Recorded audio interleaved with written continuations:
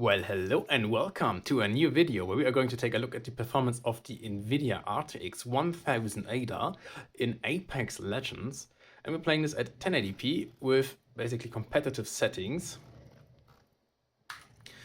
And this RTX 1000 ADA is basically the equivalent of the RTX 4050, which is why we also have 6 GB of VRAM as well in here. So let's find out how well this runs.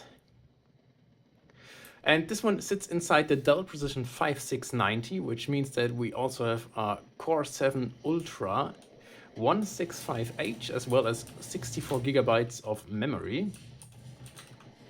So all of that should be definitely plenty enough to really utilize this GPU. Oh, and I need a weapon. Woo.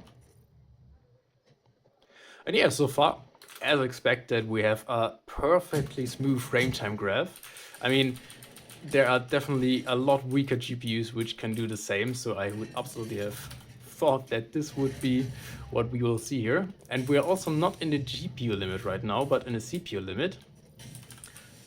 So this is absolutely perfect. And I honestly do believe the biggest pitfall of this GPU is not indeed its rasterization performance, because that is actually on par with an RTX 1080 Ti desktop GPU or 2070, but it's really the slow and not so plenty VRAM that you have in the system, since 6 GB will not be enough for a lot of modern titles anymore. At least not if you want to play anything above medium to low settings and texture qualities. Which is really sad, because just because NVIDIA skims out on the VRAM for you, the memory, that's the only reason why this GPU isn't as capable as it should be nowadays. Because as you can see here in Apex Legends, obviously we do not have these kind of VRAM constraints, and therefore the GPU can run completely wild. And yeah, I mean, we're only at 60% utilization at 160 FPS. This is perfect. Like, this 4050 is definitely even faster than what I would actually have thought that it would be. But yeah, so far I'm really liking what I'm seeing. And I definitely need some HP. Give me health.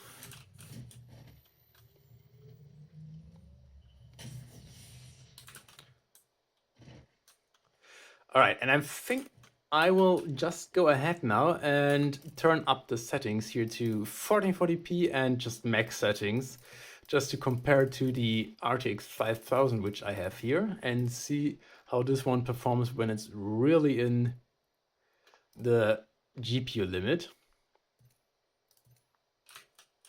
All right. And now we do indeed see a drop in FPS, which is to be expected, obviously, because Apex Legends can be very demanding once you really turn up every setting. And seeing 100 FPS here, basically at the ultra settings, I mean, apart from the anti-aliasing, that's still very nice. I mean, you can see our VRAM usage has gone up quite considerably as well, and we're basically maxing out our VRAM here. Which probably is the reason why I'm seeing and feeling some kind of micro stutters now, which you can also see in the frame time graph. See some health. Yeah, I can really feel some annoying stuttering, and I don't know if that's due to connectivity issues, because it doesn't look like it, but it's definitely not as fluid and as enjoyable, obviously, since we're at the ultra settings now, to play as it was before.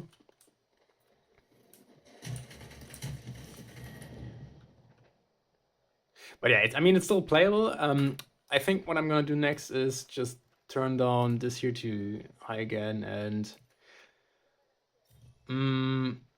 turn this back so that we can see how well it performs with basically these competitive settings at 1440p. since this is the native resolution of my external monitor here. And yeah, I mean, it's actually really good again. I mean, we're in the GPU limit right now, but at 160 and 70 FPS, this is really close or even equivalent to the performance that I was seeing on the RTX 5000 Max Q in the Lenovo ThinkPad P15 Generation 1.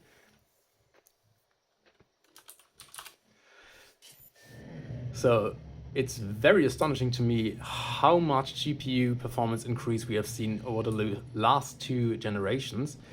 And yeah, it's really a letdown by NVIDIA that this one only has the 6 GB of VRAM, because otherwise this would be such a great and capable GPU even nowadays. And obviously it is, you can see it in Apex Legends and in a lot of other games. You will have fun and can enjoy them as well. But then again, there are also a lot of games where you won't be able to enjoy them just because of the lacking VRAM. Yeah, and I mean, it's really sad, because obviously the demand for the VRAM was there when this card was created back then. And since the performance otherwise is actually good enough for these games, yeah, I mean, this one obviously is the professional version and therefore is made for other use cases than the 4050, but then again, they're basically the same cards with different drivers in the laptops. So yeah, it's just really sad to me that NVIDIA has taken this route. And that's also the reason why in my desktop I actually do have a 6900 XT due to the 16 GB of VRAM this one offers. And it's also the reason why I actually choose the RTX 5000 and the Lenovo ThinkPad P15, because you could see similar performance with the RTX 4000, but you only get 8 GB of VRAM with that. Okay, we're seeing some action, and this is quite demanding here, and we're still just dropping into the 90s, so very nice.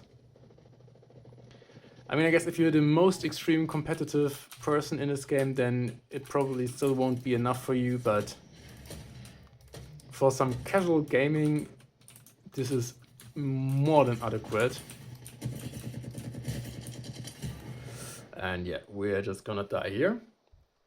But yeah, this is absolutely perfect, and I would have no problem playing Apex Legends like that.